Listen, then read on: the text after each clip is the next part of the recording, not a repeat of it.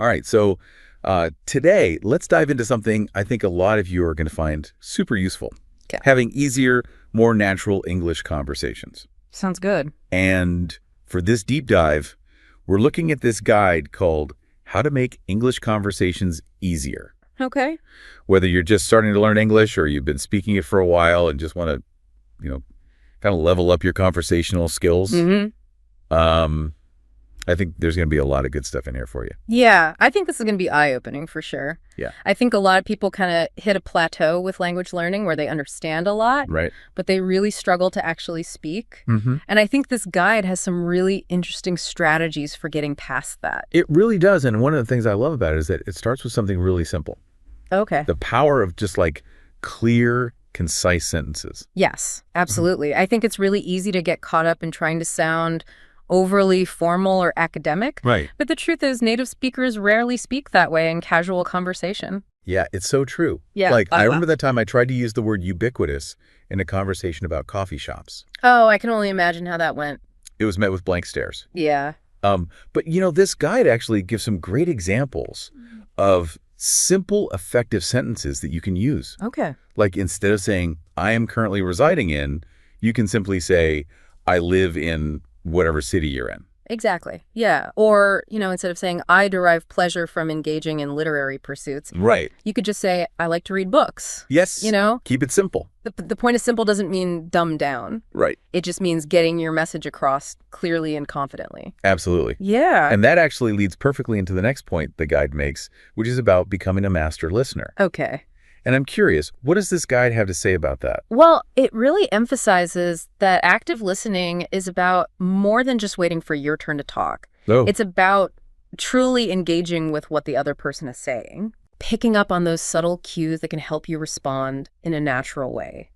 Okay, I understand that. But how do we actually do that? Right. What are some specific active listening techniques that we can use?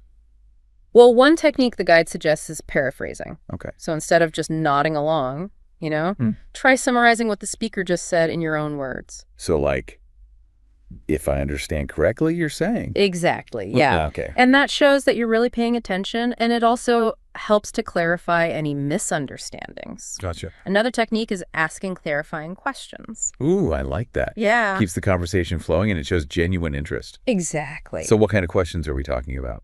Things like, can you elaborate on that? Or what do you mean by... Okay.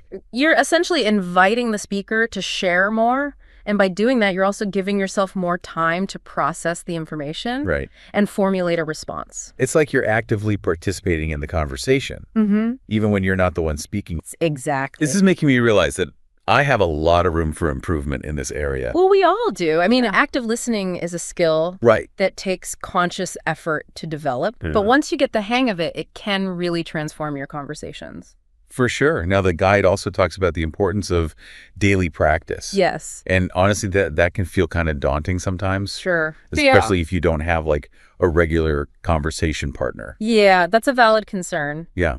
But this guide offers some really cool practice methods that you can do on your own. Oh. One that I found particularly interesting is this idea of shadowing. Shadowing. I've never heard of that. What is that? So it involves listening to a recording of someone speaking. Okay. It could be a podcast, a speech, even just like a casual conversation, and then trying to repeat what they're saying as closely as possible. Oh, wow. Mimicking their pronunciation, their intonation, their rhythm. That sounds like such a cool way to really immerse yourself in the language. Yeah. Like you're training your mouth and your brain to work together more effectively. Exactly.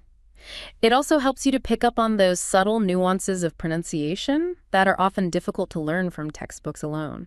So it's not just about memorizing words. It's about embodying the way that native speakers actually use the language. Exactly. That's so fascinating. And the best part is you can do it anywhere, anytime. Right. Just pop in your headphones and start shadowing.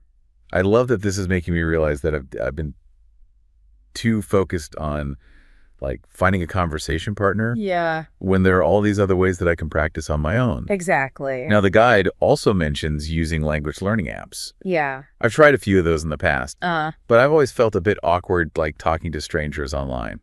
I get that it can feel intimidating at first, Yeah. but a lot of these apps are designed to create a safe and supportive environment for learners. Right. And they can be a great way to connect with people from all over the world Hmm. who share your interest in learning English. That's true. And the more you practice, the more comfortable you'll become. Absolutely. It's like anything else, the more you do it, the easier it gets.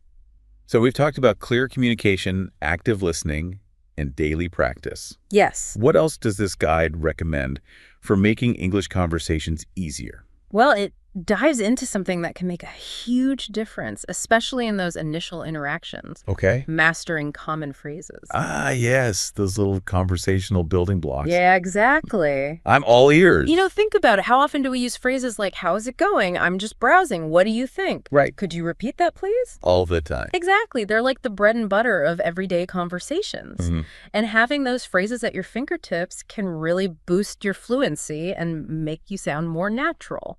It's like having a secret weapon for navigating social situations. I love that analogy. Yeah. And speaking of secret weapons, the guide also emphasizes the power of questions. Questions. How are those a secret weapon?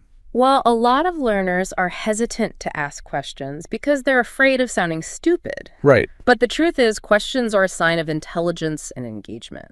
That's a great point. Like, when someone asks me thoughtful questions, I feel like they're genuinely interested in what I have to say. Exactly. And asking questions keeps the conversation flowing, Right. prevents awkward silences, and helps you to learn more about the topic at hand. So what kind of questions should we be asking? So instead of just saying, "I don't understand," Yeah. you could say, "Well, what do you mean by that?" Or "Can you explain that in a different way?" Oh, that makes so much more sense. Right. Because it shows that you're actively trying to understand Exactly. rather than just like giving up. Right. And it also encourages the other person to elaborate, which can lead to a more engaging and informative conversation. So clear communication, active listening, daily practice, mastering common phrases. Yep. And asking questions fearlessly. Yeah. That's quite a toolkit already. It is. And, it's amazing how these seemingly small things can have such a big impact on our ability to communicate effectively. Absolutely. And I think it's important to remember that, learning a language is a journey, not a destination. Mm-hmm. It's about celebrating those small victories along the way Yeah. and not being afraid to make mistakes. I couldn't agree more. Embrace the process and enjoy the ride. Well said. Now, I know we have even more to uncover from this guide. Yes, we do. So why don't we take a quick break and then come back and explore some of these other fascinating tips that it offers? Sounds good. Okay. It's funny. We often think of language as being purely verbal, Right. but there's so much more to it than just words. Oh, absolutely. You're talking about body language, right? Exactly. Like the guide actually touches on this too. It does things like eye contact gestures, posture. Yeah. They all play a huge role in how we communicate, especially when there might be like a language barrier. It's like that universal language that we all speak, even if we don't realize it. I like that a universal language, and the guide points out that even simple things like smiling can make a world of difference. Oh, for sure. A smile can instantly disarm someone. Yeah. And make them feel more at ease, even if you're struggling to find the right words. It's true. It shows that you're approachable and eager to connect. The guide also mentions the importance of maintaining good eye contact. Right. Not in a creepy way, of course. Right. Of course not. But in a way that shows that you're present and engaged in the conversation. Like you're listening. Exactly. It conveys respect and interest. Yeah. Which can go a long way in building rapport. This reminds me of that time I was traveling in Italy and I was trying to order a pizza. Oh, yeah. And my Italian was pretty basic. But I was smiling and making eye contact and using lots of hand gestures. I bet you were a sight to behold. Probably. Yeah. But you know what? It worked. Oh, good. The waiter understood exactly what I wanted. And we even had a little laugh about my enthusiastic gesticulations. That's a perfect example of how body language can bridge the gap when words fail us. For sure. And it's something we can all be more mindful of, whether we're speaking our native language or learning a new one. Now, another thing the guide talks about, and I think this is something a lot of English learners struggle with, Okay. is confidence. Yeah. It's one thing to know the grammar and vocabulary, but it's another thing entirely to actually feel confident using it in real-life conversations. Oh, that's such a crucial point. And the guide offers some really insightful strategies for building confidence. Okay, like what? One that stood out to me was this idea of reframing our fear of making mistakes. reframing? Like, what do you mean by that? So instead of seeing mistakes as failures, Yeah. we can view them as opportunities for growth and learning. So it's about shifting our perspective from I messed up to I'm learning. Precisely. And the guide even suggests keeping a mistake journal where you can actually like jot down the errors you make and what you learn from them. I kind of like that idea. Yeah. It takes the shame out of making mistakes and it turns them into like valuable data points. Exactly. It's all about embracing the learning process. Right. And recognizing that fluency is a journey, not a destination. The guide also mentions the importance of slowing down and speaking clearly. Yes. I know I tend to rush when I'm nervous, Sure. which just makes things worse. It's a common reaction, but, the guide emphasizes that speaking slowly and clearly not only helps the listener to understand you better, Right. but it also gives you time to think and process your thoughts. It's like giving yourself permission to like pause, Mm-hmm. breathe, and gather your thoughts before speaking. Exactly. And it can actually make you sound more confident and in control. I'm definitely going to try that. Now, the guide also talks about the power of immersion. Yes. What are some practical ways that we can immerse ourselves in the English language, Okay. even if we don't live in an English-speaking country?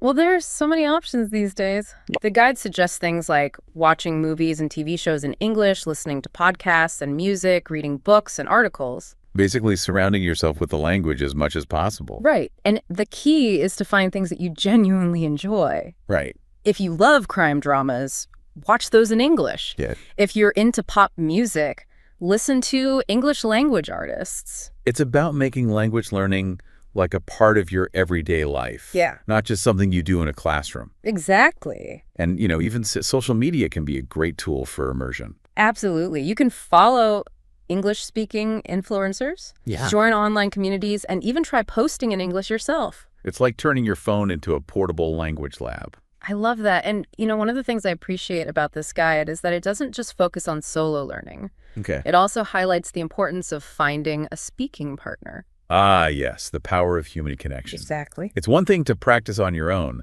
but there's nothing quite like having a real-life conversation with someone. Absolutely. And the guide suggests finding someone who shares your interests so that the conversations are more natural and engaging. Okay. It could be a friend, a colleague, or even someone you meet online through a language exchange platform. I love those online language exchange platforms. Yeah. I've met some really interesting people from all over the world through those. It's amazing. And it's amazing how much you can learn from each other. Yeah. Both like linguistically and culturally. It's like a two-way street of knowledge sharing. Right. And, the guide emphasizes that it doesn't have to be a formal tutoring session. So it's more about just like chatting and connecting over shared interests. Exactly. It could be about discussing a book you both read, a movie you both watched, or even just your daily lives. It's about creating a space where you can practice your English in a relaxed and supportive environment. That's the key. When you feel comfortable and supported, you're more likely to take risks, Right. experiment with new language,